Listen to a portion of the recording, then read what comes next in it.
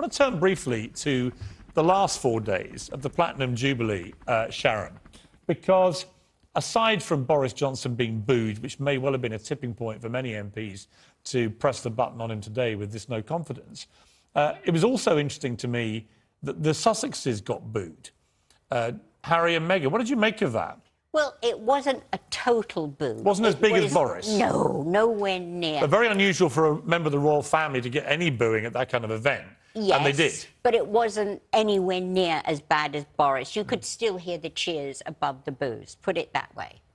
I mean, should we read much into it? I just got the feeling they basically discovered on this particular trip that they've gone from A-list royals to C-list.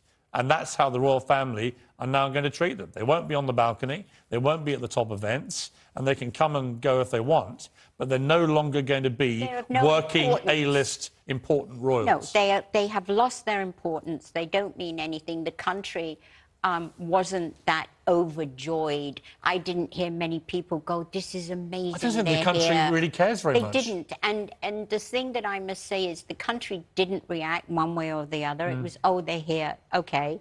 But the way they kind of came in and went was a huge signal that I don't think we'll see them here much at all. And what made me laugh, Isabel, was they arrived on a massive private jet from California, these two eco-warriors. Whose was it, constantly preach. Well, it'll be, I mean, it'll come out. They've used Elton's a lot, they've used the Clooney's a lot, who knows, somebody, right? But it's the utter hypocrisy, once again, preaching about carbon footprint, always using private jets. Same every time, same. Yeah. And funny enough, it's the common link between all the people who got booed was hypocrisy. The British public will forgive a lot of things, but they won't forgive brazen hypocrisy.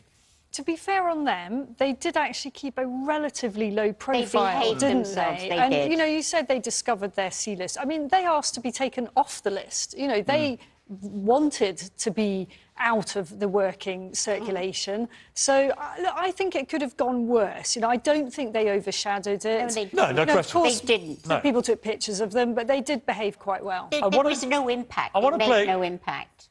I just want to play a clip, first of all, of this is the Queen on the closing moments of the Platinum Jubilee on Sunday, because we weren't sure if she'd even make it. She was there at the start. I was by the palace when she came out on the Thursday. It was an amazing moment. And then she just sort of vanished from sight. And we thought that maybe we wouldn't see her again. And then you suddenly saw the flag moving on the palace roof and you realised, fantastic. And then you thought, go on, out you come. And out came the star of the show, the star of any show she's ever at. And she came out, and I just thought, if we can listen to a bit of the sound here, I just thought this was so moving. It gives you goosebumps. It really does. You don't like it.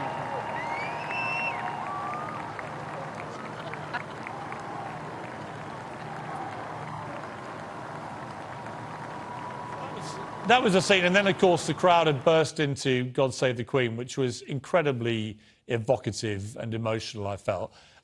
Isabel, I mean, it's hard to overstate the importance of this Queen to this country or the impact that we're going to have when she's no longer here. Couldn't agree more. I mean, I'm not a massive monarchist, but I found the whole thing weirdly moving. And it is because it sort of feels like it's a bit of a goodbye. I know that sounds a little bit mawkish. Well, it's the last Jubilee that we'll be able to have for her. In reality, she is not well. We know that. Yeah. And, you know, when the palace says she's experiencing some discomfort, we know that really means she's in a very great deal of pain.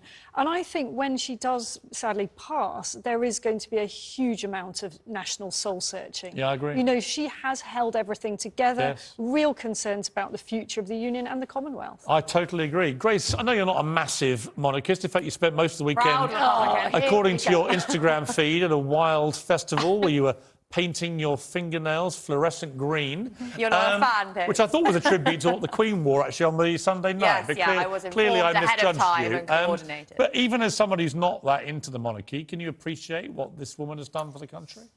I have basically no opinions about them as people. I don't really follow, you know, the ins and outs of the monarchy. I don't think I should have to follow what goes on within this family, this dynasty that kind of rules our country from behind the scenes. What I do think, though, is that when the Queen does sadly die, we will enter into a national conversation about whether or not this is an institution that we should have as part of our, you know, constitution, as part of the way that our country works. It is very strange that we have a family whose, you know, marriages, weddings, births, dramas, we're all constantly invested in understanding as though they're kind of Kardashians or something, Right. and that they're in charge of our politics, of our government. Ultimately, this is our head of state. I think that when the Queen, who everyone, you know, loves and who's been in charge for a very long time, does go, and we have this array of pretty uninspiring potential successors, people are going to start thinking, is this what we really want? Right, but you are missing, in my view, the rising superstar of the royal family, and it's this little guy. He is. Louis.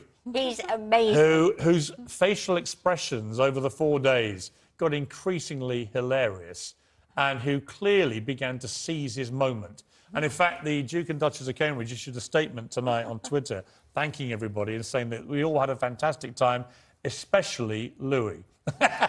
Just, don't you think, though, that it gave people confidence that this is the family that will be here after the Queen is no longer here? And by the way, very deliberately, that last scene on the last night, and everyone was singing God Save the Queen, but she had chosen for that sort of iconic moment of the end of the Jubilee picture. That this was the family this is now the streamlined That's the way it's royals. gonna be. These are the two next monarchs, potentially three next monarchs, and that's the way it will be. But Charles has said for a long time that he's going to cut down the people who are actually on payroll and that represent the family. It's going to be culled.